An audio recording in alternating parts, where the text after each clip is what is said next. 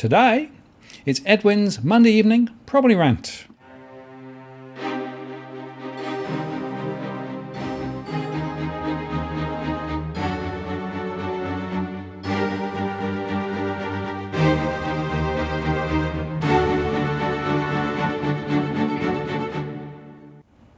Hello again, it's Martin North from Digital Finance Analytics. Welcome to this post covering finance and property news with a distinctively Australian flavour. It's Monday, so is Edwin. Hi Edwin, how are you going? Well, Martin, I'm a bit razzled and frazzled today because it's the strangest things have just happened. I've just been called in to represent a client of ours at an auction that's been brought forth from Saturday to Monday. So we're doing the rant in the afternoon. It's not even an evening rant anymore. That's really upsetting. Even Dusty's upset. Well, it's hot day today, and of course, according to core logic, the property market's hot. Prices have never been higher. Hot. And that's the baffling thing about this auction. If it was as hot as it was, or as it's allegedly supposed to be, and given the fact that we've squeezed them for not so much the buyer's guide, but the vendor's expectations, and we got a hold of that, and we made it known that the vendor's expectation, different means and ways of making the rest of the public know that what the real expectations are. I'm kind of want to think that there's nobody else in the running, and this so-called auction that's been called on for tonight is one that they're going to try and make us bid against ourselves, which is rather interesting. But let's see how it all goes. Bidding against yourself, well, that could be quite interesting. Go around in circles and disappear up your own. You know what? Yeah, well, like my interpretation of bidding against ourselves will be to go backwards, not move forwards like they want us to do.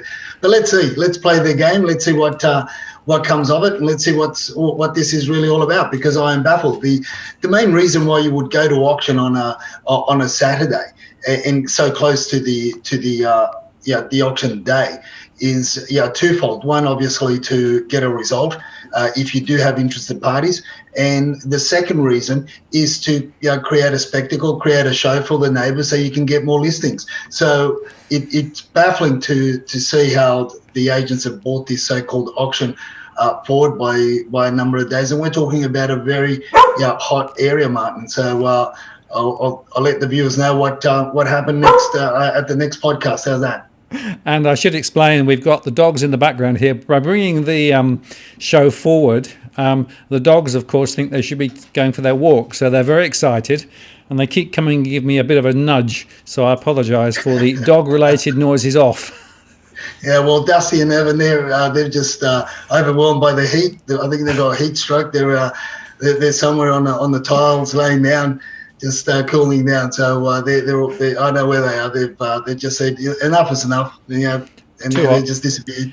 But it is interesting. I mean, we talked about the very strong property price growth for February, right? Although, of course, we questioned that a little bit. Also, of course, the ABS published their results today with regard to the new loans issued, and they claimed that it was a very strong month. But if you look carefully, it's first-time buyers and it's the construction sector, both sections of the market that have been responding to the government stimulus. I should just make the point that the commitments may be quite strong at the moment, but if you look at the actual amount of loans funded, that's actually quite a lot lower. And overall, the growth in lending for housing reported by the Reserve Bank the other day was also quite anemic. So we need to be a little bit cautious, because a loan commitment doesn't necessarily translate to a loan made by the banks. So once again, I think we need to get into much more detail with regard to some of these numbers. So as with all of this stuff, you need to look at the real numbers, right? And one of the things we keep coming back to is you can't just look at percentages. You've got to look at real numbers. And when you look at the real numbers, it's a different story, isn't it? Look, it is. I reached out to Philip Seuss from LF Economics, and he was kind enough to share some of the data. And I think that the data that he shares is very rich. And in terms of real numbers, these are the transactions. I mean, the mainstream media are comparing the the results or the percentage results of the auction clearance rates for the weekends, which have been relatively poor, in our opinion. As a matter of fact, I think we're still running lower than what we were in as we were moving into the pandemic and all fears of locking down. So the numbers, the actual sales transactions, are very low. So the mainstream media made a reference to the percentage numbers being as high as the highs of 2015. But when you look at the numbers of 2015, it's chalk and cheese, Martin. We're below 50% levels in the actual transaction levels, which has a very, very significant a point about all this and a significant issue, and that is the real estate industry is on its knees. The real estate industry, it's got, there's nothing that some offices are doing very well, but the majority of offices aren't, and that is what alarms me. This is the let's wait and see until the dust settles to actually see what happens and how many people in the real estate industry, how many salespeople and property management and ancillary staff are going to be let go come the end of March. Yeah, I think there's going to be some very interesting questions rising, of course, with the job seeker disappearing.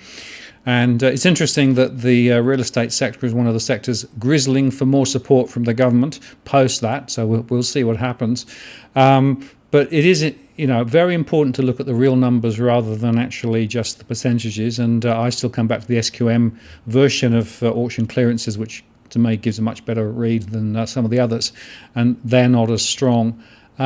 But again, of course, the media is just spruiking, saying everything's buoyant, huge credit growth, huge price growth, huge auction clearance rates. Well, truth and reality, somewhat different. Well, that's right, and this is what we've been saying, Martin. Is it just go a wait and see? Let's see how much of this dust is going to settle come the end of March.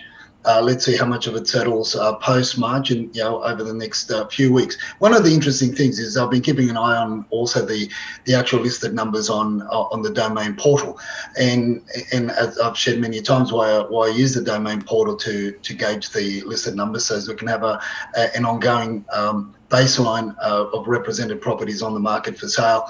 I've been doing that for a number of years now, and look, as many as properties get sold, there are a lot more that are replacing those numbers. And in the areas where I've seen almost double the amount of properties listed on the market for sale, these areas are really slowed down. We're now getting agents, my clients, my colleagues' clients, and other people that I know that are on the market in those areas from the mortgage brokers that we deal with.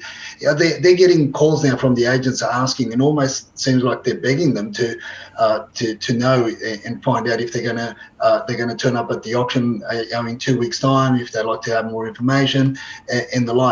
So the sentiment is changing. It's not changing as quickly as we would like it to change, obviously, but we can't have all the cake and eat it. So it's going to roll out, or it's going to evolve, or it's going to manifest itself in slower motion than last year. But nevertheless, I am seeing the numbers ticking upwards. So it comes back to a lot of suburbs that we look for our clients. As I say to our clients, is once the numbers tick up above a certain level, in some areas we're still 20-30% below what the numbers were last year. But then again, it's only the beginning of the year. Well, I'm talking about levels, the high levels of the peak levels of listed for sale figures or numbers on in springtime. We usually see the peaks, and we're not some we've already surpassed those numbers. In other suburbs where we're still 20-30%, but the year's just started and there's still a lot to unravel economically wise as well. Yeah, I agree with that. Well, early start of the year, but I'll tell you something else that's still going on, underquoting like mad, going on all over the place. I've had a number of people report examples of significant underquoting over the last few days since our last show. It's right there at the centre of things, and you've got another example. Oh, look, I try to keep my cool about the place. When I go from open to open or auction to auction. But yeah, it's getting harder and harder, Martin. Talking to the agents and just blatantly, it's really in your face. And this example that you're about to put up on the screen was one that we spoke on about a couple of weeks ago, where I basically corralled the agent and got her to reduce everything. And as I say to our followers and viewers, is try to reduce everything to writing so that you can have a record of what's going on. And if you want to follow it further with the authorities, you can, with the regulators, you can, and you can have a trail. But this is an indication of what we've been talking about, and it's really in your face, which is absolutely horrific for the actors in this industry, and it's any reason why we get trounced on, and why we get literally spat on by other professionals. And what goes on, it's just amazing. I mean, it's all there before the viewer's eyes. The fact that the agent lowered the guide from 2.5 to 2.3, and I myself reached out to them and said, okay, look, you lowered your guide from 2.5 to 2.3. I'd like to submit an offer on behalf of our clients at 2.4, and there's room there's movement upwards. Can we start talking? But of course, it was never going to be it was never on the market at 2.5, and it was never on the market at 2.3 because of the history behind that property. It was bought not too long ago for almost 2.3 million plus stamp duty plus $300,000 worth of renovations, and that's what it cost their client. But you know what, Martin? Given the conditions, given the property itself, and the fact that that area is highly sought after, the land size. I mean, I still believe that it should have gone for another 100, maybe even $200,000 more than what it did. But and the owners, if they get to see this video, they should take their agent to task, because the agents have lost them $100,000 to $200,000 potentially, in my opinion, based on the conditions of the property and the land size and the area, given the sales in and around that property of late. So, and that's a foolish things that happen, and unfortunately, the ones that lose are the vendors, are their clients. But they don't give two rats. Some of these selling agents don't give two rats, and that's the unfortunate thing, mate. Well, it's all about making a transaction at any price, any cost. Never mind the right point in the market. But I suppose that has always been thus. But it seems to me, particularly now, for the reasons that maybe we discussed earlier. And I guess the other interesting question, Edwin, is where is the demand coming from for property at the moment? Of course, because some first-time buyers are buying and some people are down trading. But it looks to me as though the Chinese buyers have pretty much exited, and in fact there was a recent article in Macro Business that really brought this home. Well, lo and behold, Martin, I mean, isn't something that WeChat chatters have been telling us, and we've been sharing for how long now, and it takes them so long to catch up. The Chinese buyers are gone, according to Macro Business, to their article. But we knew that. There are a lot of changes happening over in China. They're moving into digital currency. There's more compliance with regards to getting money out of China. You have to be really high up in the echelon of the party in order to be able to get money out of China, is my understanding. And the majority of the people that would otherwise come to Australia to buy property, I mean, they're just they've either lost their businesses, lost their livelihoods as well, which is that high medium tier bracket. So they're gone. The question is, Martin, is also not only or moving on from this article, the next things that our viewers or our followers or people should be very aware of is the ongoing maintenance to these apartments that are vacant, because there's not going to be there's no more appetite for apartments. Apartments are still being built. There's a hope, people are hoping and praying that we're going to allow other students from other countries that are going to take up these accommodations and so forth. But you know what? I think it's going to be devastating to a lot of local investors to see these their holdings, their investment holdings in high-rise apartments just diminish. you know, very, very quickly because students from China are coming.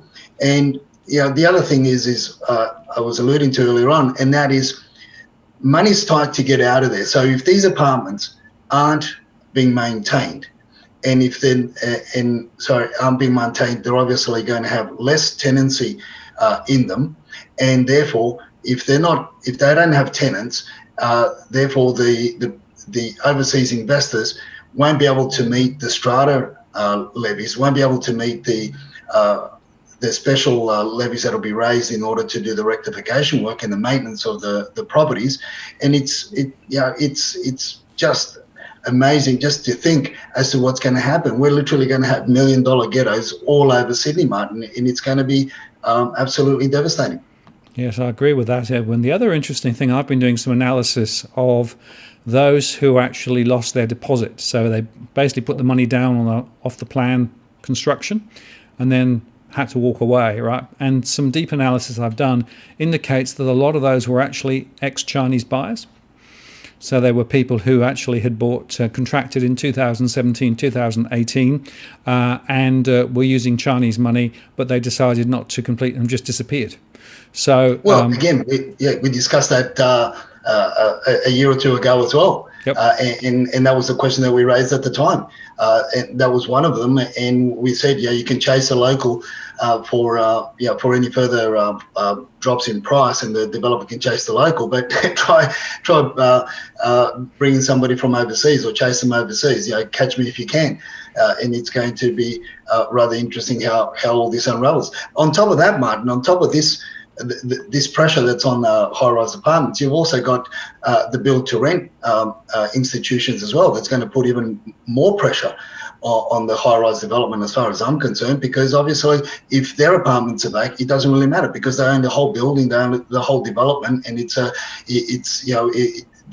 their method or their system of operation is vastly different from individual owners and lot owners in a strata development. Yeah, absolutely right. Well, I think watch this space, but I don't think that we're going to see any resurgence of international buyers, particularly from China, anytime soon. And that's going to have a huge, huge impact on the high-rise sector, particularly, I think, in the major urban centres. It's going to play out, and it's going to play out. Remember that we've got high levels of approvals going on at the moment. A lot of people building, so higher supply, less demand. What does that indicate with regard to future prices, I wonder? Well, exactly, and this is what we said. There's the shifting of the sands from high-rise living for the locals to going further out and looking at land. Land is where the value is. Land appreciates in value, and buildings depreciate in value. So that's been a huge movement of different assets. Asset classes into residential property, and particularly with people that are sick and tired of living in these high-rise developments, and with their landlords or the owners corporations not maintaining them. I mean, you get to a point where you've had enough, so they'll squirrel away more and more money and eventually get out and move further out, which is what we've been seeing, and hence the reason why we're seeing a shifting of the sands with the way that people want to live and why they're paying the kind of money they're paying in certain areas as well. One would say above even the reserves, above the realistic expectations that vendors have, because they want that safety and that assurance and that peace of mind that they're not going to be moving, and should further incidences of pandemics or anything else come our way, you can literally lock your fence and be within your own domain and feel relatively safe. Yeah, absolutely.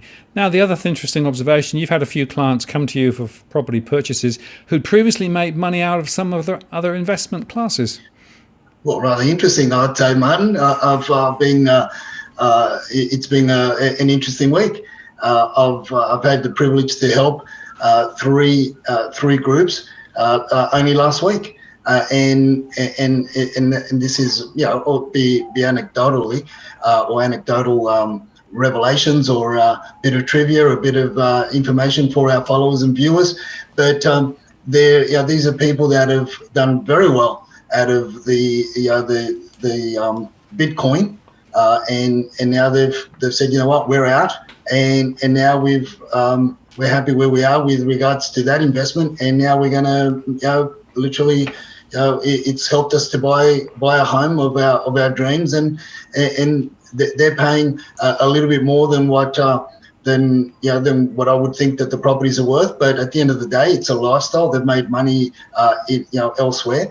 Others have made money in tech shares and a combination of both. But it was rather interesting that all three cases have happened in the last week. And we've had some rather interesting conversations. Nobody's told me that they made a shitload of money out of silver just yet, Martin, and decided to sell and buy a house. But I'm sure there's somebody out there that's going to share that story on the comments of the video. Well, there are a few people who believe that silver is the way to go. It's just a matter of it's rather undervalued, and it has been for some time. But we'll see. But it is interesting, this shift of asset classes, right? I mean, it's interesting the shift, for example, from business properties to residential properties, right? And the conversion of office accommodation that perhaps will no longer be used as office accommodation simply because of what's happened with regard to COVID being converted into residential to add the more residential stock. I think that's going to be quite interesting. And also the mix, I've had quite a lot of information recently about less people looking, for example, at retirement villages than previously. So there's another shift there of particular asset types, particular types of property, simply because of some of the changes that have been going on. It's a very fluid situation at the moment, I think.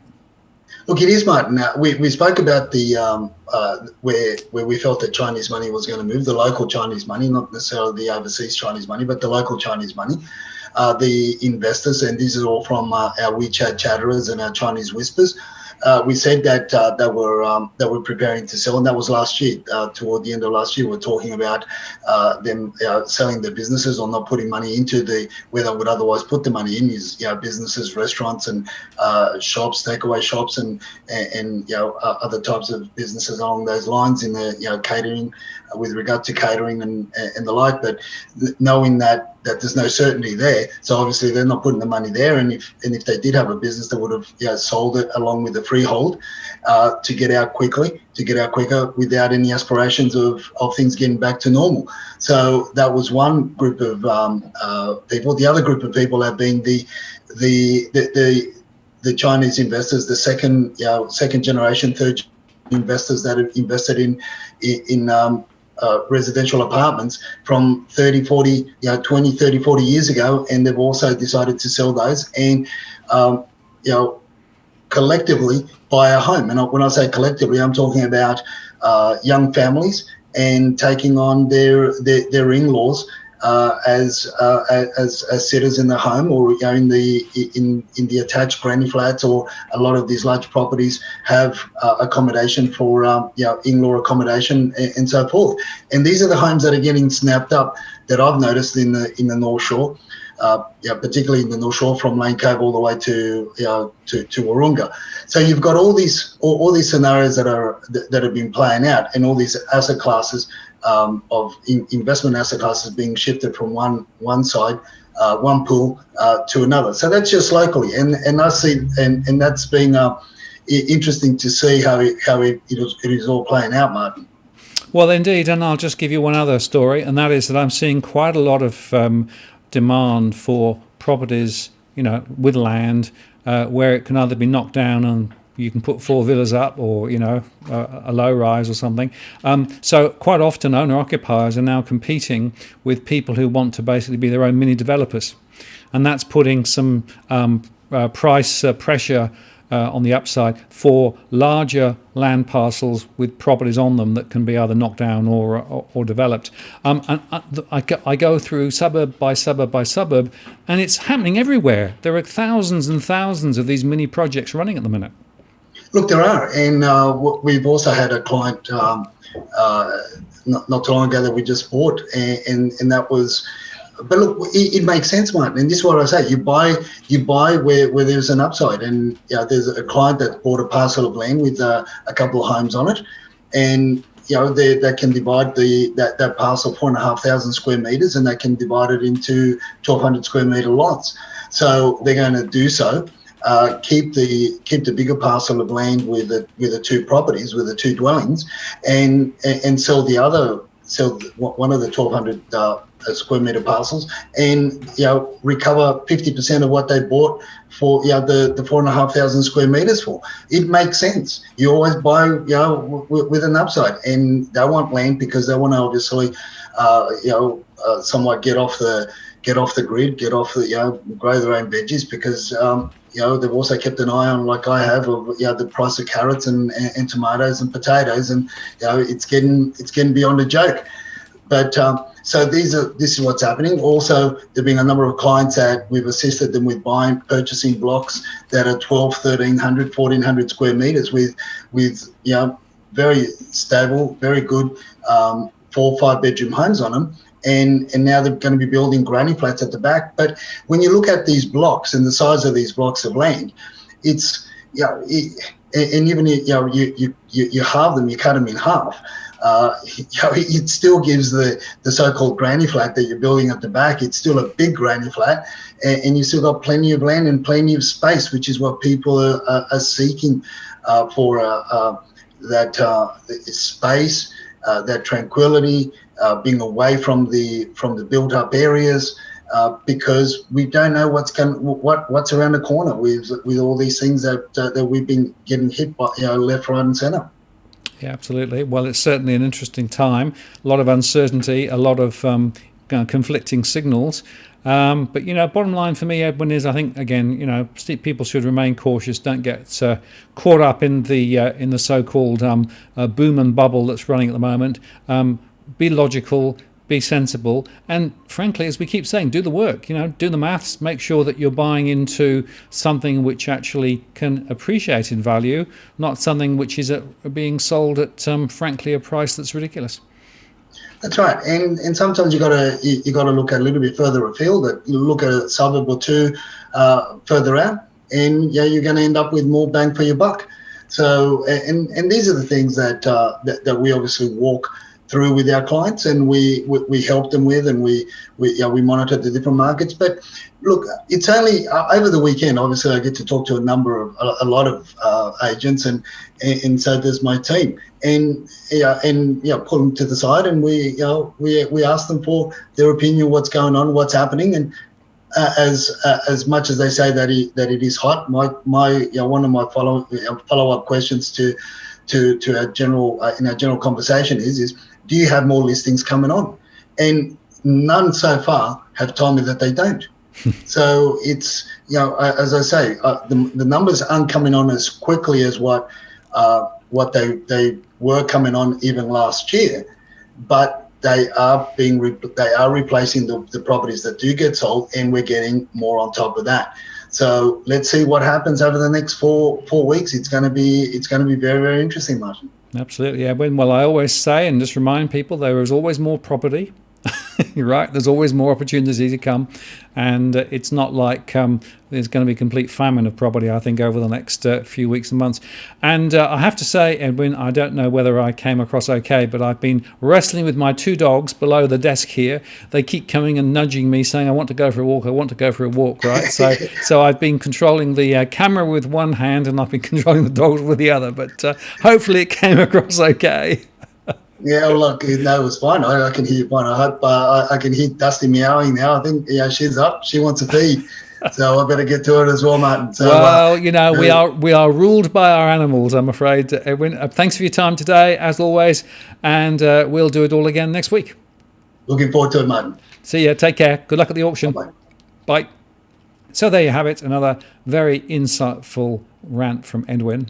And just a quick reminder that if you want to get the latest and greatest in relation to mortgage stress and property dynamics, join us for our live stream tomorrow, 8 p.m. Sydney time, where I'll be walking through our latest stress and other analytics. And I can tell you that there's some very interesting moves afoot at the moment. And of course, you can ask a question live or send one through to me beforehand via the DFA blog. Links are below. This is Martin North from Digital Finance Analytics. Many thanks for watching, and I'll see you again next time.